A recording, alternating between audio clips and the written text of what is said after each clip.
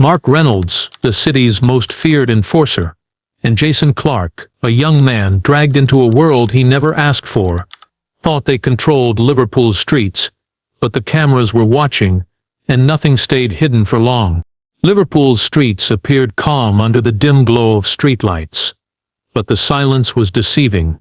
Shadows stretched across the cracked pavements, flickering as a passing car's headlights cut through the night. From the surface, everything seemed ordinary. A few late-night walkers, closed shop fronts, the distant hum of traffic. But the reality was far darker. Hidden in the corners of the city, dangers moved unseen, slipping through alleys and abandoned lots. Watching, waiting. CCTV cameras captured fleeting images of hooded figures darting between buildings, their movements precise and deliberate. There was no chaos, no shouting, just a quiet, calculated threat that would go unnoticed until it struck. Residents whispered about strange incidents in hushed tones. Packages stolen from doorsteps, street fights breaking out over minor disputes, a sense of unease that no one could fully explain. People had grown accustomed to small crimes, but something about these shadows felt different, heavier, as though the city itself was holding its breath. On one particular Friday night, a single CCTV clip would capture what seemed like an ordinary scuffle near a corner shop on a narrow side street. A man in a dark hoodie appeared, moving quickly, almost blending into the night. In the video, he paused, looked around, and then vanished into an alley, leaving behind the aftermath of a struggle, overturned trash bins, a broken bicycle, and a faint trail of blood. It was a small event, barely noticed by the police at first. But for those watching the footage, it was chilling. There was a cold efficiency in the way he moved, a sense that every step had been planned. Liverpool's residents had grown used to petty crimes, but this felt like something else entirely. There was a pattern in the shadows, a silent warning that the city's streets were no longer safe for anyone. Every alley, every corner, every dimly lit park could hide a threat. Ordinary routines, walking home from work, stopping for a late-night snack, checking on a neighbor, suddenly carried the risk of encountering something far more dangerous than anyone had anticipated. Even the city's nightlife, once a source of energy and community, seemed to take on a darker edge. Bars and clubs emptied later than usual, with patrons leaving quickly to avoid the streets outside. Taxi drivers spoke in low voices about encounters with groups of masked men who moved like ghosts between neighborhoods. Security cameras in parking lots, shops, and public squares began picking up unusual activity. Figures moving in silence, vans idling with no apparent purpose, doors opening and closing without anyone inside. It became clear that this was not random. Something, or someone, was orchestrating a presence across the city, leaving a trail of fear that could not be ignored. Liverpool, known for its vibrant culture and welcoming neighborhoods, had a side rarely seen by outsiders. A network of shadowy movements, quiet threats, and the chilling reminder that, even in the heart of a lively city, danger could be just around the corner. That Friday night was only the beginning. The images captured on that grainy CCTV clip would soon prove to be the first evidence of a series of events that would expose the brutal reality of Liverpool's mean streets and leave the entire city questioning who was really watching and who was being watched. The quiet of Liverpool streets was shattered when the first major strike occurred. A small convenience store on Walton Street, usually busy with locals stopping for late-night snacks or cigarettes, became the target of something far more sinister. Security cameras recorded every movement, capturing a group of figures moving with an unsettling precision. They entered silently, almost as if they had rehearsed the moment 1,000 times. The door clicked shut behind them, the sound echoing faintly in the empty street. There was no shouting, no unnecessary violence at first. Only an eerie, calculated calm. In minutes, the store was emptied of cash, electronics, and high-value items. Shelves were overturned, the floor littered with broken glass and discarded packaging. What made the footage even more alarming wasn't just the theft, it was the careful way the perpetrators checked for witnesses, glancing toward the cameras then toward the street outside, as if ensuring no one would notice. It was methodical, almost clinical, and it hinted at a level of organization that few could have imagined. Police arrived shortly after the alarm, but the gang had vanished into the maze of Liverpool's streets. There were no obvious escape routes, no clear signs of where they had gone. Investigators began piecing together the fragments from the CCTV footage, realizing that this was not a simple robbery carried out on impulse.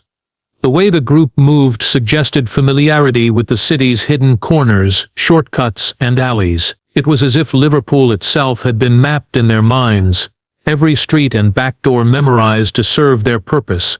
Residents of the neighborhood were shaken. For many, the convenience store was more than just a place to buy essentials. It was a small hub of community life. Now it had become a symbol of the city's vulnerability. Rumors spread quickly about other incidents, late-night thefts, car break-ins, and suspicious figures seen lurking near schools and parks. The fear was subtle but growing, an undercurrent that made ordinary routines feel dangerous. People began to watch the streets more closely, locking doors earlier and avoiding certain alleys after dark. As investigators continued their work, a troubling pattern emerged. The gang's actions were not random. They followed a sequence, striking one neighborhood after another with similar precision. Each robbery was calculated, leaving a trail of disruption that unsettled the entire city. Analysts studying the footage noticed that the criminals seemed to communicate with subtle signals, small gestures that coordinated their moves without a word. The sophistication was alarming. This was no ordinary street crime, but a well-planned operation, executed with patience and skill. Liverpool, a city known for its vibrant culture and resilience, suddenly revealed a darker side. The streets that had once felt familiar and safe now carried an air of menace.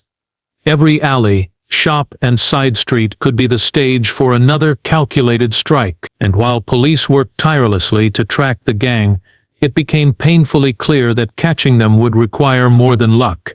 It would demand insight, strategy, and a level of courage that only the most determined officers could summon. The first strike on Walton Street was only the beginning, a chilling prelude to the wave of violence that would grip Liverpool's mean streets in the weeks to come. As the weeks passed, police began to realize that the robberies were only the surface of something far more complex. Liverpool's streets were no longer just the stage for random thefts. They had become part of a hidden network of criminal activity, moving unseen yet with precision. Grainy CCTV footage from abandoned warehouses and quiet alleyways revealed figures meeting in secret, exchanging small packages and whispering plans that no one else could hear. The gang's reach was growing, and their influence spread beyond individual crimes, creating a sense of fear that gripped entire neighborhoods. Investigators discovered that these criminals were not working alone. Each robbery, each assault, was part of a larger, carefully orchestrated strategy. Maps of the city, stolen vehicles, and discarded clothing found near crime scenes suggested a group that was organized and ruthless. Surveillance footage revealed more than just theft. It captured meetings in shadowed corners where instructions were passed quietly, and operations were planned down to the smallest detail. The gang seemed to understand the city as intimately as the police themselves. Every back alley, every shortcut, every blind spot in public cameras was exploited with precision. Residents began to feel the subtle but pervasive presence of the gang.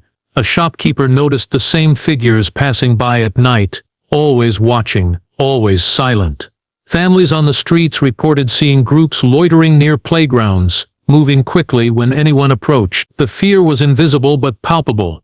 People began changing their routines, walking different routes home, keeping windows locked, and avoiding quiet streets after dark. Even those who had never been directly threatened sensed that something dangerous had crept into the ordinary rhythm of their lives. The police struggled to keep up. Every tip led to another dead end, and every captured image raised more questions than answers. Yet within the footage, patterns began to emerge. Certain vehicles appeared repeatedly at crime scenes. Certain faces, obscured by hoods or hats, could be tracked from one location to another. Analysts pieced together movements, creating a digital map of the gang's influence across Liverpool. The network was vast, and it became evident that the gang's reach extended beyond what anyone had imagined. What made the situation even more alarming was the quiet brutality of the gang. Unlike petty criminals who acted impulsively, these figures were calculating. They avoided unnecessary witnesses, leaving little physical evidence behind, yet the psychological impact on the city was immense. The sense of being watched, of being vulnerable, spread faster than any arrest or investigation could contain. Each new piece of footage, each recorded encounter, revealed the gang's growing confidence. They operated with the belief that they could act without consequences, and for a time it seemed the streets themselves were powerless to stop them. Liverpool, known for its vibrant culture and sense of community, was now under the shadow of an unseen threat. What had begun as a few minor robberies had evolved into a coordinated system of control. The gang had turned ordinary streets into their territory, leaving residents feeling exposed and authorities scrambling to understand the scale of the operation. Every alleyway, every quiet corner, every darkened street lamp became a potential stage for criminal activity. The city had been mapped and claimed, not with signs or fences, but through fear and meticulous planning, and the hidden network was only just beginning to reveal its full brutal reach. Just as the police believed they were gaining a foothold, a shocking betrayal changed everything.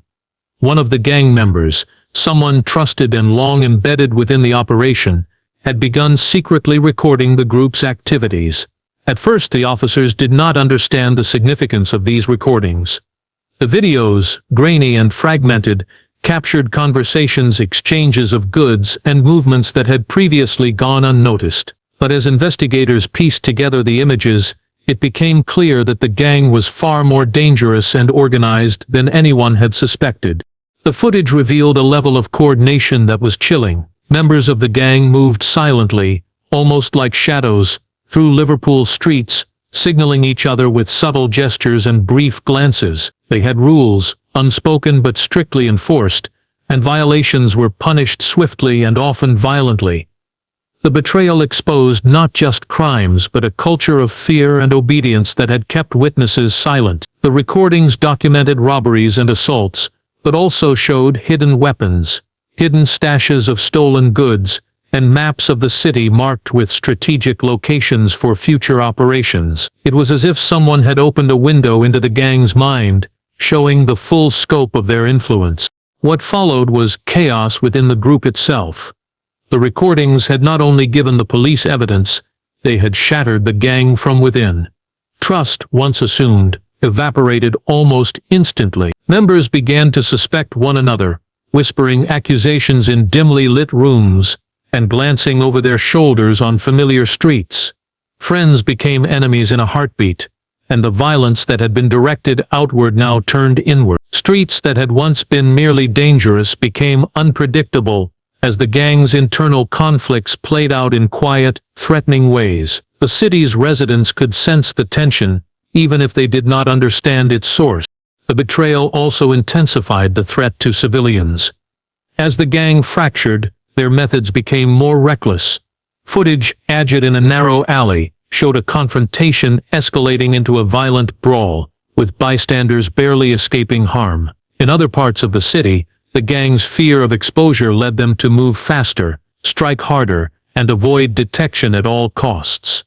Their operations were no longer just calculated, now they were desperate, and desperation bred danger. Ordinary people, simply walking home or running errands, became unintentional witnesses to a war that had erupted within the shadows of Liverpool's streets.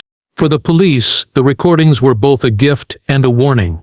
They provided evidence strong enough to begin targeted arrests, yet they also revealed how deeply the gang had infiltrated the city. It was no longer a simple matter of following leads. They were dealing with a fractured but still dangerous network that had learned to operate in secrecy and intimidation. Each new frame of footage raised questions, and each revealed twist heightened the stakes. Liverpool had already begun to feel the consequences of the gang's internal collapse. The once quiet streets carried an air of uncertainty. Every alleyway and side street felt like it could hide a threat. Residents could see, even if only in glimpses, that the underworld they had glimpsed in recordings was alive, moving, and unpredictable. The betrayal had not just given the police insight, it had unleashed a level of chaos that no one, least of all the city itself, could have anticipated. The shadows were no longer simply hiding crime, they were now hiding fear, suspicion, and the chilling reality that danger could come from within as well as without. As the gang's internal conflict intensified, a chilling discovery came to light. Innocent people had been caught in the crossfire all along. CCTV footage and eyewitness accounts revealed victims who had no connection to the gang, yet suffered the consequences of its violent reach. Families walking home from late shifts, street vendors closing their shops, and children riding bikes along quiet streets, all appeared in fleeting, grainy clips, caught in moments of chaos they could not escape. The reality of Liverpool's streets was no longer abstract. It was deeply personal, a series of tragedies unfolding in ordinary lives. One particularly harrowing clip showed a young woman crossing a side street when two masked figures appeared, running toward each other. Their collision caused her to stumble, the camera capturing the shock on her face as she scrambled to safety. In another video, a small boy on a bicycle narrowly avoided a group fleeing after a robbery. Each image was a reminder that the gang's influence extended far beyond the immediate targets of their crimes. Liverpool's neighborhoods, once considered safe havens, had become unpredictable zones where danger could erupt at any moment. The police were forced to rethink their approach. It was no longer sufficient to track stolen goods or arrest known criminals. The human cost was too high, and investigators needed to understand the broader impact on residents' daily lives. Analysts began reviewing footage, not only to follow the gang, but to identify potential victims and areas at highest risk. Patterns emerged showing that the gang's operations often occurred near schools, parks, and densely populated streets, suggesting a level of recklessness born from overconfidence or desperation. The stories of the victims began to surface, painting a stark picture of fear and vulnerability. Shopkeepers who had once prided themselves on serving the community now installed extra locks and surveillance cameras. Parents altered their children's routes to school, walking them past previously familiar streets now fraught with danger. Even small acts, like stepping outside for groceries, carried a weight of anxiety that had not existed before. Liverpool's residents had become silent witnesses to a series of events that left lasting scars, both physical and emotional. The gang, meanwhile, remained elusive. They struck quickly and vanished, leaving the chaos in their wake. Their awareness of surveillance systems did not prevent accidents or moments of recklessness, but these missteps were often enough to endanger anyone nearby. Footage showed vehicles swerving through narrow streets to avoid detection, collisions with street furniture, and frantic sprints across open spaces. Each incident highlighted the sheer randomness with which ordinary people could be caught in their operation. For the city as a whole, the reality became undeniable. Liverpool's mean streets were not just dangerous because of crime itself, but because the lives of ordinary citizens were being used as collateral. Fear became a constant companion, and trust in the familiar faded. Every passerby, every parked car, every quiet alley was a potential threat zone. The gang's presence was not only a criminal enterprise, it was a psychological siege on the people who lived there, and the recordings captured the invisible cost of living in a city under siege. Liverpool had been forced to confront a harsh truth. Even those who thought they were safe were not immune. The mean streets of the city were no longer simply a backdrop for crime. They were a stage where the innocent and the guilty were entangled in a web of fear, violence, and survival, and the consequences were impossible to ignore. A breakthrough came when a single camera, long overlooked on a quiet street corner, captured a crucial moment that changed the course of the investigation. The footage showed a van parked suspiciously, its engine idling, while figures moved quickly around it, loading what appeared to be stolen goods. At first it seemed like another routine robbery, but a closer analysis revealed patterns that linked this operation to multiple previous crimes. Every movement, every object handled, was a piece of a larger puzzle, a digital breadcrumb trail that would guide authorities closer to the gang's hidden network. Police analysts pored over the footage, frame by frame. They traced the van's route, noting the streets it passed, the times of day it appeared, and the subtle signals the gang members used to communicate. Each repeated gesture and every familiar alley suggested a system, a strategy carefully designed to exploit the city's layout. The investigators realized that what had seemed like random acts of crime were actually part of a coordinated plan. Liverpool's Underworld had been operating in plain sight, using the very streets meant for safety as conduits for their operation. This revelation brought a mix of relief and urgency. On one hand, the police now had concrete evidence and a clearer idea of the gang's behavior. On the other hand, the danger escalated. The gang had proven they could adapt, changing routes and methods quickly, always staying one step ahead. Knowing their patterns, however, meant law enforcement could begin to anticipate their movements, turning surveillance into a tool for prevention rather than reaction. The city's fate depended on netting, precision, and the courage of those willing to confront a group that had operated unchecked for months. The breakthrough also cast a harsh light on the scale of the gang's operations. Items recovered from earlier raids were relayed back to the van, confirming a sophisticated system for moving stolen goods across multiple neighborhoods. It was not merely about immediate profit, it was about control. The gang had established a presence across Liverpool, asserting dominance over streets, corners, and even small businesses. Residents began to notice a difference.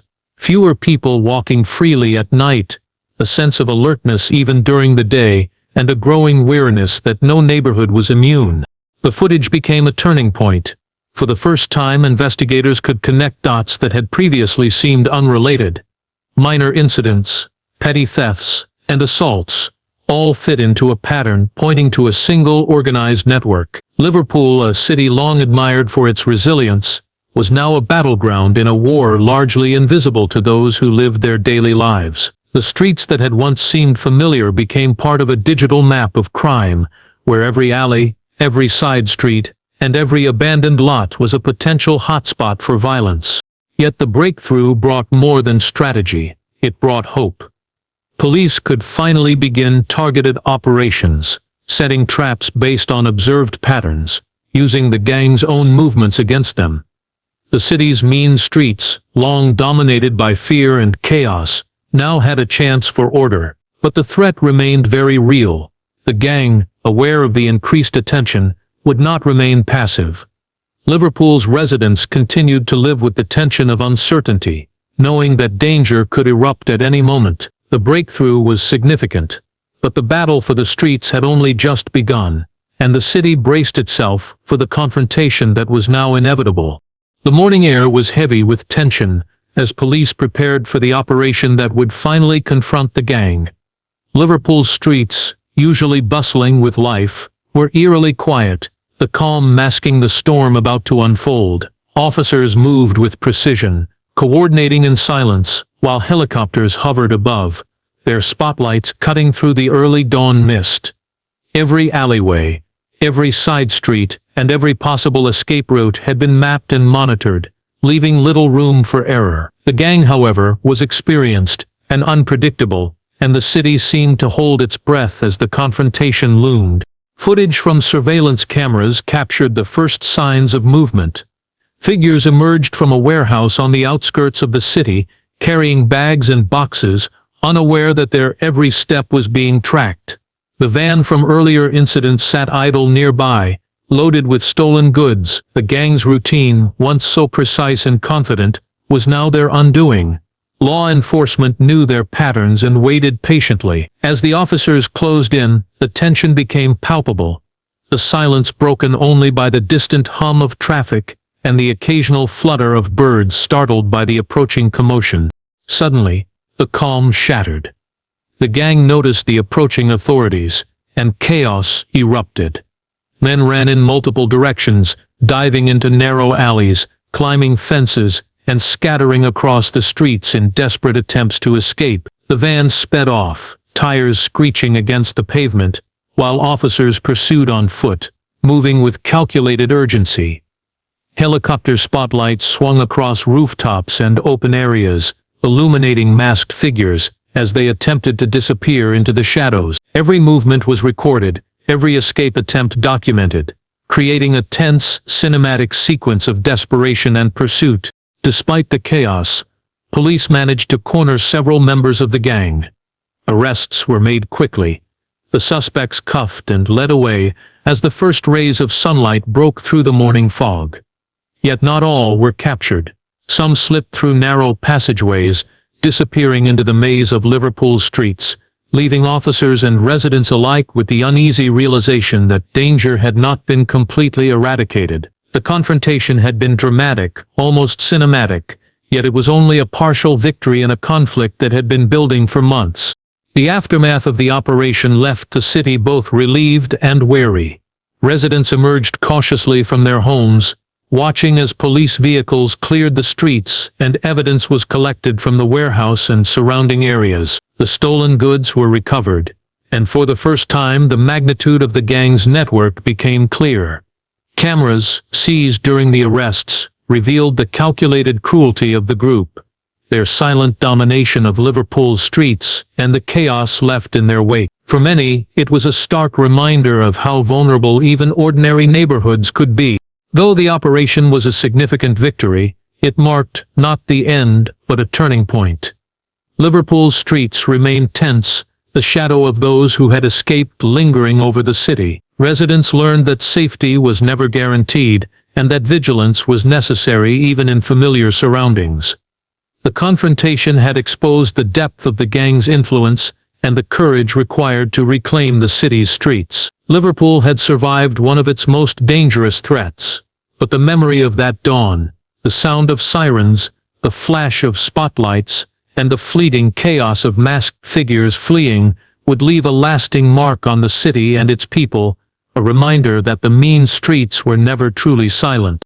The city of Liverpool slowly began to return to a fragile calm after the dramatic showdown, but the tension lingered like a shadow over its streets. Residents cautiously resumed their routines, walking the familiar paths to work or school, yet every corner, every alley, seemed to carry a silent warning.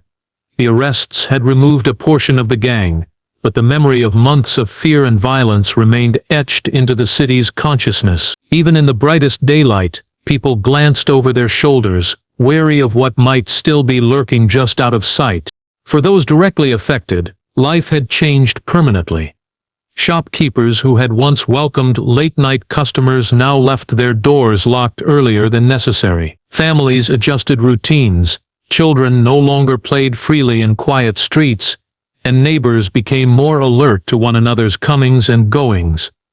The gang had not just stolen goods or money, they had taken a sense of safety, replacing it with a pervasive unease that could not easily be repaired. CCTV cameras, once seen as tools of security, became symbols of constant vigilance, a reminder that danger could strike anywhere, anytime. Police continued to work tirelessly, following up on leads and tracking the gang members who had escaped during the operation. Each arrest provided clarity, revealing more about the scale of the criminal network and its reach across the city. Investigators discovered hidden stashes of stolen items, secret meeting spots, and records that detailed future plans. The evidence was staggering, painting a picture of a city infiltrated by fear, yet it also offered hope. For the first time, authorities could understand the gang's methods, their routines, and their weaknesses. Liverpool, scarred but resilient, began to feel that control might finally be restored. Yet even as justice was served in part, the psychological impact of the months of terror remained. Residents had witnessed or heard about events that footage alone could not capture. The quiet moments of panic, the hurried retreats from unseen threats, the weight of living in a city where the shadows could conceal violent intentions. For many, the mean streets of Liverpool were no longer just familiar pathways. They were reminders of vulnerability, of how quickly life could be disrupted by those willing to exploit fear for power. Despite the lingering unease, there were signs of resilience. Communities came together to support those affected, sharing information, improving local security, and rebuilding trust in one another. Neighbors began looking out for each other again, forming informal networks that made the city harder to intimidate. The ordeal had left scars, but it had also revealed the strength and determination of Liverpool's residents, a testament to a city unwilling to be ruled by fear. Liverpool's streets had been tested, and while the gang had left its mark, the city survived. The surveillance footage, the arrests, and the community's response captured a brutal reality. Crime could erupt anywhere, unpredictably, but courage, vigilance, and collective action could reclaim control. The mean streets remained, but they were no longer just shadows. They were a reminder of survival, of the enduring spirit of a city that refused to be broken. And as life slowly returned to normal, the people of Liverpool knew one truth above all. Safety was fragile, vigilance was essential, and the memory of the chaos would shape their city forever.